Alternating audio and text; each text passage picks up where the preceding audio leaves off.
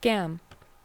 Obtaining money by means of deception, including fake personalities, fake photos, non-existent addresses, and phone numbers. Looking for housing is never pleasant. Looking for housing in New York is demotivating. It's frustrating. It's heartbreaking. Torturous. Humbling. Expensive. It's exhausting. Usually negative. I moved to New York in August, and it was all of the above. I was overwhelmed by how competitive the apartment search was, and by how owners and landlords use this pressure-ridden environment to their advantage.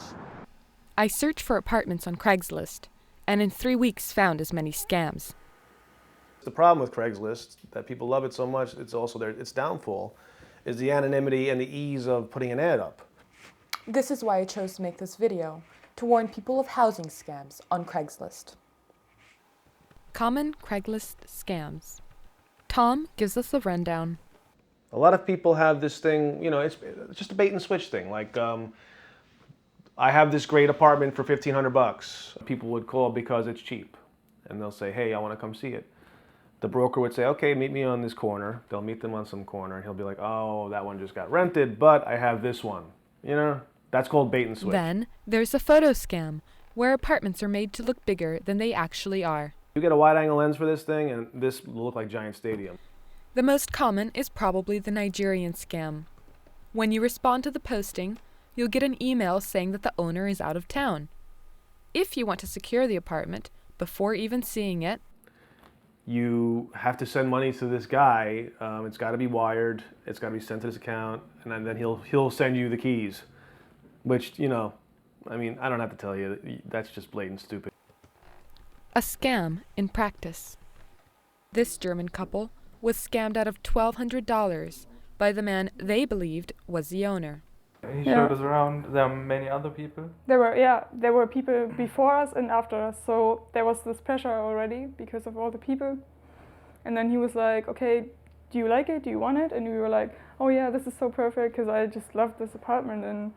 And he was like, okay, well, I need the deposit in cash. Before handing over the money, Mike and Stefan asked the man for identification. He said, oh, I don't have it with me right now. He was doing this. Then he was like, his voice was really like giving us pressure. He was like, do you want the apartment now or you don't want it? And I was like, yeah, I want it. And he was like, well, I need the money. We gave him the money. He gave us the receipt. And that's all they got. When they turned up 2 weeks later to move in, they discovered that the former tenant had passed himself off as the owner and had skipped with their money. From one couple, he took the deposit and the first rent.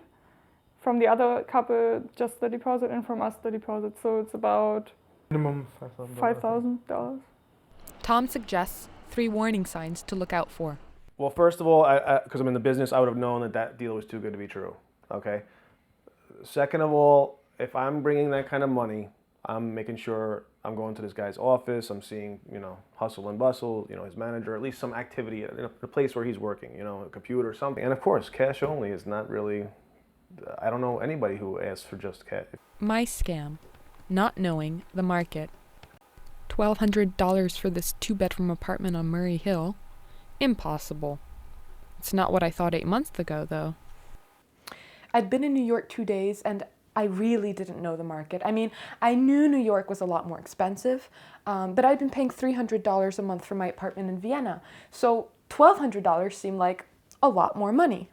So I wrote him. It wasn't till I got his reply, saying that I had to pay for the shipping of the keys, that I realized that something was fishy. I was desperate to find an apartment, and I'd really fallen in love with this one. And so against my better judgment, I wrote him and asked him to send his keys to his doorman.